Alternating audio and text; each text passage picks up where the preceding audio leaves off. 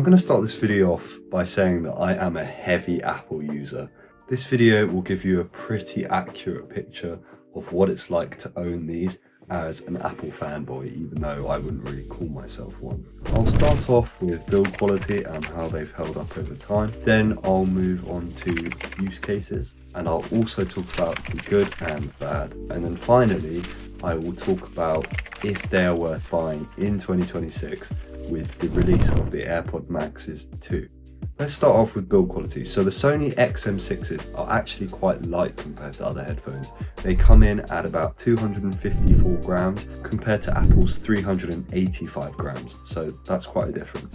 Doesn't sound like too much, but when they're on your head for 6 hours or so, you'll really start to notice that extra 131 grams. Some would argue that the extra weight of the AirPod Maxes is justifiable because of the build quality, and some argue that the XM6s look and feel a lot cheaper, which they are right, they do feel and look a lot cheaper, but when I'm looking for a pair of headphones, I think I'm more concerned about sound quality and comfort. And to be honest, the XM6s provide both with flying colours, so no complaints there. I mean, they're £400 headphones. They're going to have to be built somewhat well. By the way, you can get them for pretty much half price at the time I'm making this video, which is an absolute steal considering their retail value is £400. Compare this to the AirPod Max 2s and they're £500, which is a lot more. Wear and tear is not noticeable on these at all after 1 year. I haven't really abused them. I've worn them at the gym a few times, but nothing too intensive. And after that year, apart from fingerprints which can just be wiped off, they're in pretty much perfect condition. As you can see, pretty good condition, nothing wrong with them. Sound amazing still. Now let's talk about where you're actually going to use these. So I'd say 80% of the time I am using them for long work sessions. You can wear them to the gym, but they're not officially water resistance rated, so it's a bit of a risk, and I just find that I prefer the breathability of earbuds like the AirPods Pro compared to an overhead headphone, especially at the gym. Also, when I'm out and about, I find that I can wear my XM6s, but I much prefer the AirPods Pro because I'm listening to my music, someone starts talking to me, I'll usually just put them on transparency, but I have the ability to just take my earbud out. I just like also the fact that there's nothing over my head when I'm walking around. I mean, it's pretty self-explanatory, but yeah.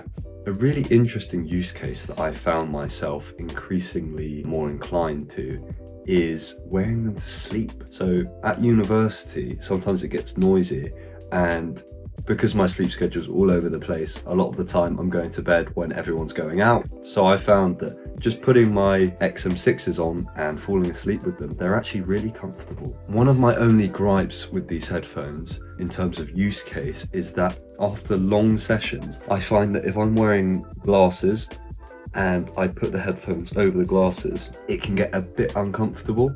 The ear cups tend to push the glasses into my head further, which is a little bit painful. But a fix for this is if you have them on and you start feeling that pain, all you have to do, take them off, stretch them slightly, put them back on, and it should loosen the pressure. And I find that if I do that a few times, every time I start to get that feeling, the feeling goes away. So to be honest, not really an issue. Other than that, those are my use cases. Let's move on to the next part. Another important thing to note is that the XM6s can only connect simultaneously between two devices. Now this won't be a problem for many people at all, but for someone who's a heavy Apple user, I use an iPad, I use a Mac, I use my iPhone, I use a Mac Mini as well. That's a lot of devices to keep switching between, and I find that it gets frustrating sometimes when I'm trying to quickly switch my workflow and I have to break this flow to connect my headphones to the device I'm currently working on. If you're someone who just owns 2 Apple devices or even 3, you'll probably get away with this and not even notice it as an issue. But for me, it's something that does frustrate me a little bit. Again though, it's a minor gripe, and in the grand scheme of things, it doesn't really change my decision on whether people should buy these pair of headphones or not. Other than that, there's nothing really wrong with these headphones at all from my user experience. The pros don't really need to be mentioned. Best noise cancellation in the market really. Good transparency mode, great battery life, good travel case, comfortable, pretty light as well. That's pretty much all the things that stand out to me.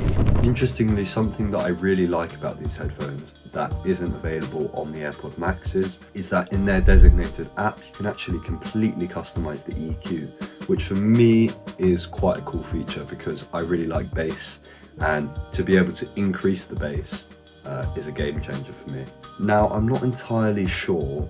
I think you can adjust the EQ on Spotify, so if you're using AirPod Maxes or AirPod Pros, it will change it slightly, but being able to directly change the EQ from the actual drivers in the headphones is even better. So here's the question you guys have all been waiting for me to answer. Are they worth it in 2026? And the answer is yes, considering the fact that you can get them for pretty much half price, and considering that they're still pretty much the best headphones in the luxury headphone market, you can't go wrong with these. As I'm filming this video, the AirPod Max 2s are still yet to release.